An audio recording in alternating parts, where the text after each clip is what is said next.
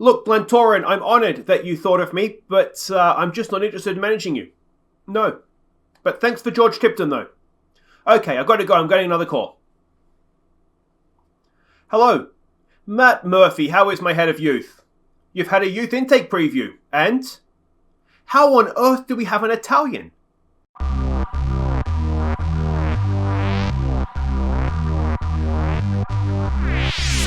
Hi guys, I'm Aussie Villain, and welcome to Season 6, Episode 7 of The Impossible Dream with H&W Welders on FM21, and today we have big games in the league against Linfield and a huge one against Coleraine as we look to seal up hopefully a top 3 finish in the league, though still a long way to go. We are at December 23rd, so firstly fixtures. We should have my Santa hat on, shouldn't I? But the news since last episode is that we have got our youth intake preview, and as you can see, not much green, which is a little bit disappointing. There's a lot of wingers, though crucially, they're not good. But we have at least one fullback with plenty of promise, and he is a good young Italian left back from Medola, or however you would pronounce that. Medola, maybe, with your Italian accent. Of course, the killer is at the bottom there. Don't expect much from this youth intake. The big mystery, though, is how on earth did we get an Italian in our youth intake? I don't understand. Not even a little bit. Now, there's 3 games to catch you up on since last episode. All of them in the league. The first one was against Institute. So let's see if we can keep our good run of form going from last episode. Abiyoe gave us a second half lead before Kagbo and Lucas combined on the break to seal the points. So another big win. There is no finer sight than Kagbo on the break, is there? But yeah, I mean, this was, look at that, a non-event of a first half. We were much better in the second half, though, and deserved it. Abiyoe with a penalty. 2 minutes later, Lucas sealed it up for us. And yeah, a good 3 points. And again, we can see there some really good match performances from everybody apart from the fullbacks, although 6.9 from Hall wasn't too bad. Next up in the league was against Dungannon. The only goal came early, thanks to Reece Byrne. So a typical Dungannon game, this one. They offered very little going forward. They did offer more than they usually do, to be fair to them. We got the early goal, and we just managed to see it out from there. You can see it was a bit of a rotated side. All 3 of these games have come within a week of each other, so that explains why we've had to rotate so much. But again, a big 3 points against a team that I've had, well, you may have noticed, a very difficult time in getting the better of. So I was really happy, even if it was just the one goal. Very happy to have got the win, and a nice goal it was as well. Final game to catch you up on came after 1 day's rest from this one. We faced Larne in the league. Yeah, let's see what we could do on a day's rest. We fell behind in the opening minute, and our fate was sealed in first half stoppage time. So, yeah, we didn't have the squad depth to compete in this one. I tried to put out a relatively strong team, as you can see there. We gave Sheedy a game. He is, of course, our young academy striker that is a good finisher, and that's about it. He doesn't even really have pace. He's not quite developed as we would have hoped. But yeah, like I say, ultimately, we just didn't have the squad depth to face Larne a day after, after Dungannon. So there it is what it is. We lost to Larne, but that's not really our season, is it? So the winning run comes to an end there. Well, obviously there was the semi-final, but the winning run in the league comes to an end there. But look at that. We are third, an absolute country mile behind the top 2. No one's catching them this year. But Linfield, we got first up. That is a big game, if we could take anything from that. But then Coleraine is the second one. Look at that. Almost even on goal difference, even on points. Ballamina's right there as well, as is Crusaders.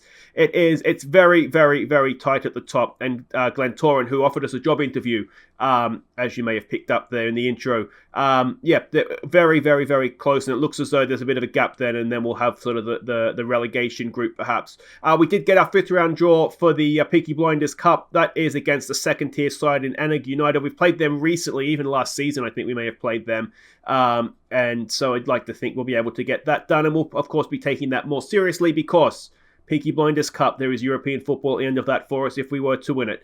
All right, let's have a look at what we're doing here against Linfield. We are expecting a 4-2-3-1 formation from them. Now, of course, Lavery, their striker, always scores against us. This is a team we're sending out.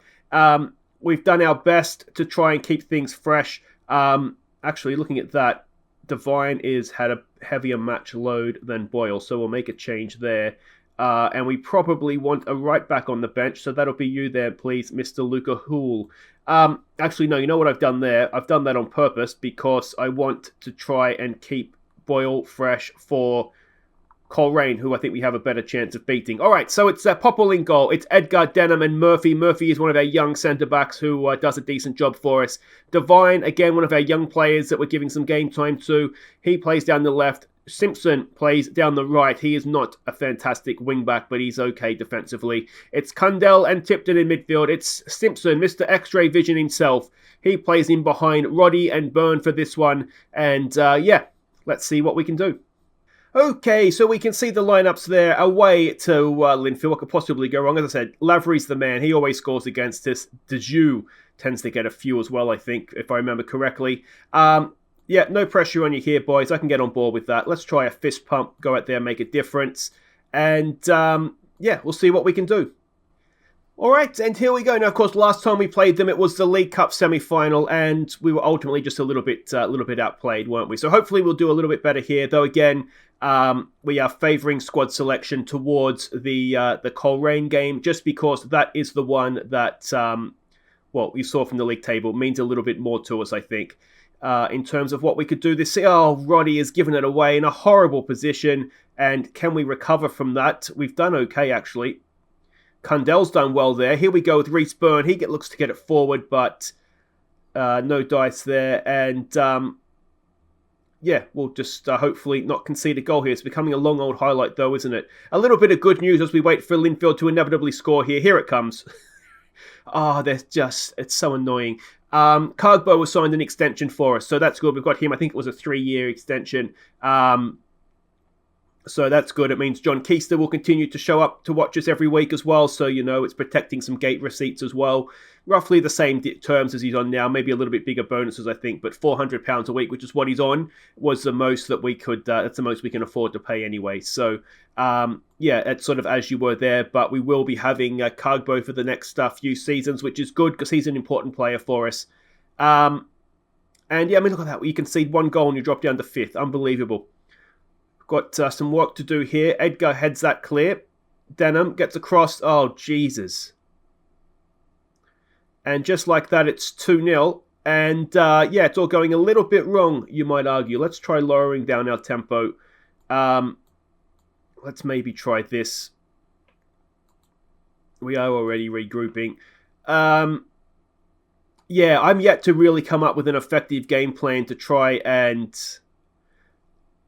Yeah, I mean, you could argue that's a bit of a low percentage shot, isn't it? It's a good finish from them, but they've scored 2 goals from 3 shots or 4 shots now with less than a half goal XG. So, you know, you can be a little bit frustrated, I think, by that. We'll tell them we demand a little bit more, and we haven't even troubled them as of yet.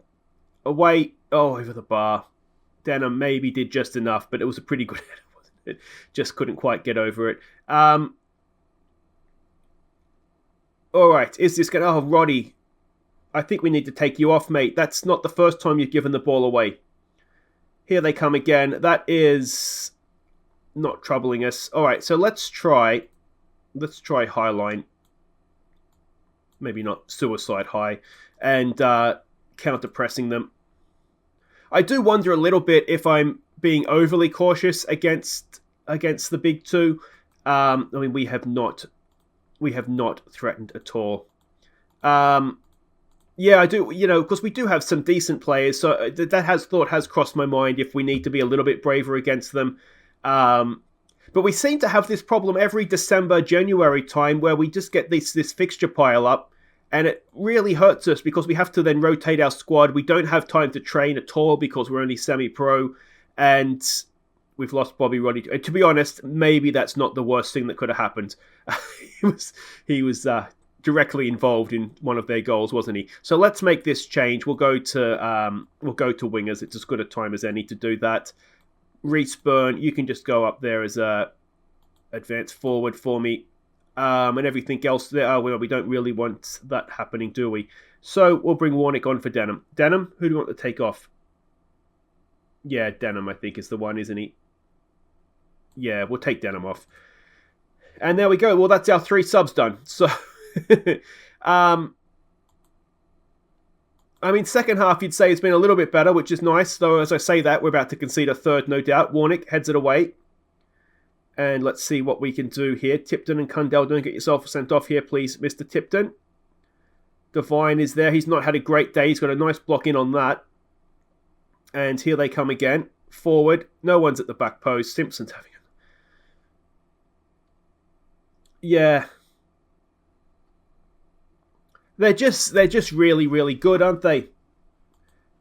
And I don't know if there's much we can do about it. Cross in. Simpson has, just not marked his man at all there. And I do think that if there's one spot in the squad that we can really strengthen, it's fullbacks on both sides. You can see Devine's having a poor game as well on the left-hand side. Lavery, he hasn't got his goal against us yet. His obligatory goal. I think it's in his contract. He has to score against us. Tipton's having a bad game. Can we lower the tempo? And, I'm not surprised that Burns looking frustrated up top because he's had absolutely nothing to work with. We're in stoppage time. We don't want to concede any more than this and absolutely smash our goal difference to pieces. But we're going to. Simpson's decided not to mark his man again. And, this is turning into a very, very frustrating afternoon, isn't it? We have not threatened them. In attack or defence, really, have we? What is Simpson doing? I think the less said about this, the better, if I'm being completely honest. We've been absolutely smashed, completely outplayed, and I'm going to throw a water bottle, I think, because it'll make me feel better. So there we go. We can see all the results. Damage done to the goal difference. Let's have a look here. Ballymena has drawn and Coleraine has won. So, it makes the game against Coleraine very important now, doesn't it? So they're satisfied with a big win. The Roddy injury is actually a relatively serious one, isn't it? Just get better, please, mate, and stop giving the ball away. And there we go. Guys, wait right there. We've got a big one up against Coleraine, and hopefully we'll get a highlight in that one. Okay, welcome back. Let's try and put that behind us and go out there against Coleraine and hopefully put on a much better performance. We can see here, if we can win today, we will go back third, perhaps, depending on, as long as it's not a one-goal winning margin. And Ballymena, who are playing Larne, will pick up a better result as well. So let's see what we can do here. You can see that we're expecting a 4-2-3-1 formation. I've never seen it look that empty before.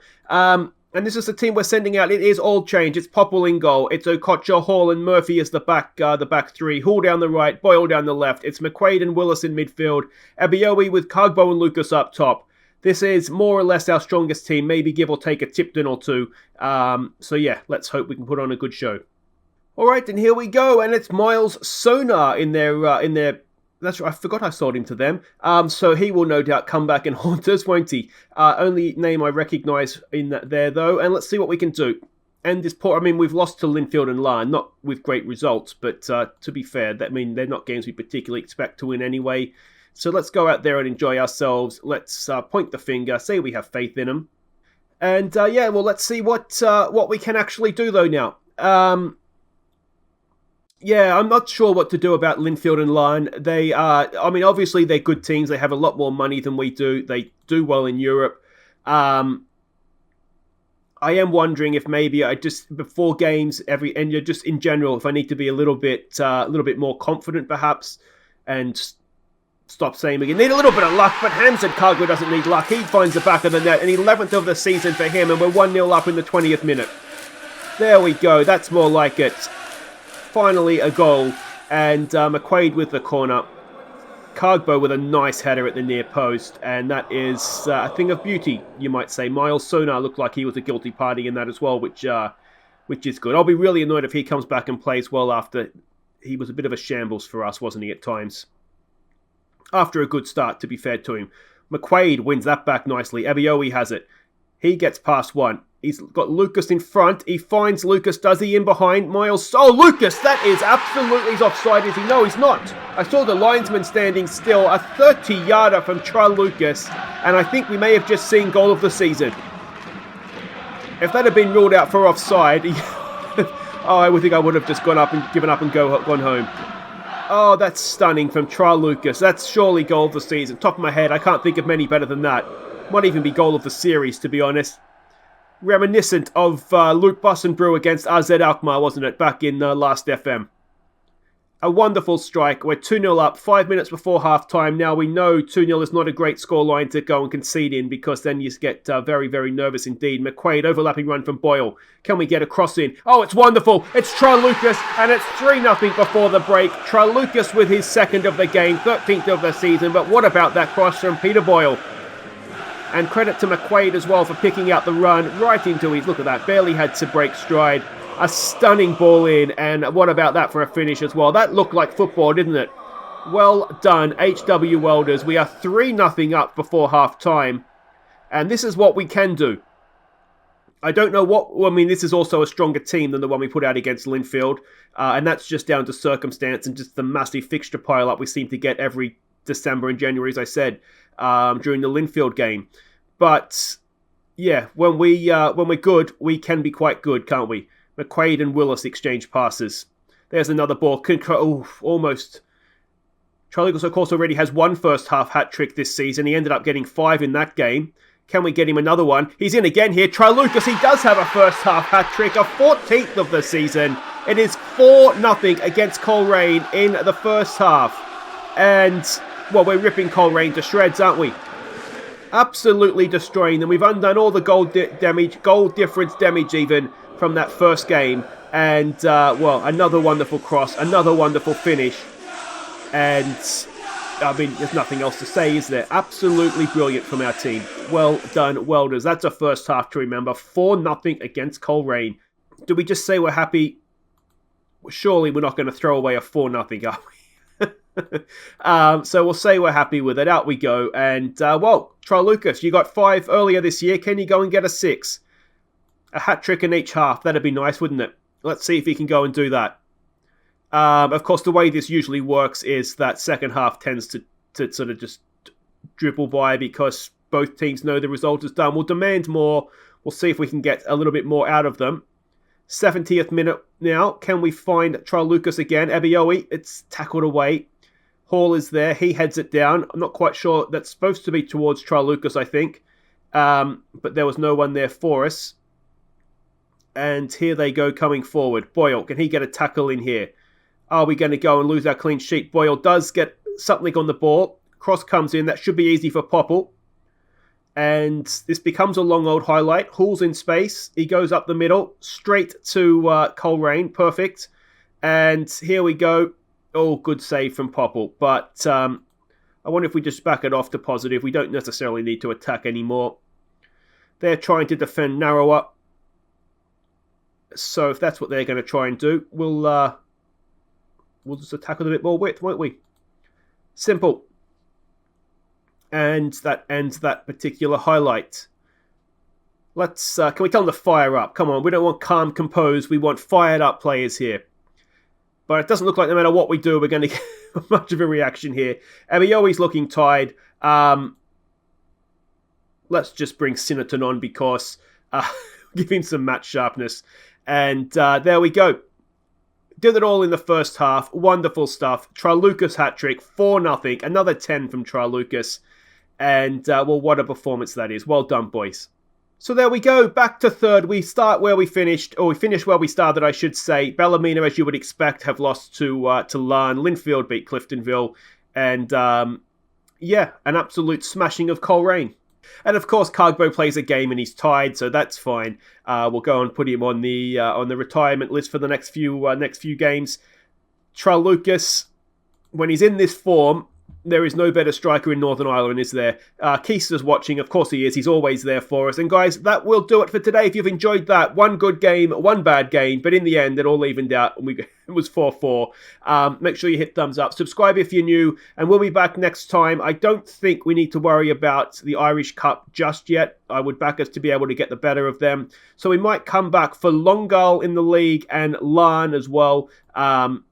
That'll be midway through the January transfer window. As I said, we don't have a wage budget to do anything in the transfer window. If we could get out some high earners, we will. If I can get in a better backup right wing back, I will. Of course, outside of Hall, we really do struggle behind that. But yeah, I'm not expecting too much. But as I said, if you've enjoyed this, thumbs up, subscribe if you're new, and I'll see you next time for Long Goal and for Lion, top and bottom of the league. Take care.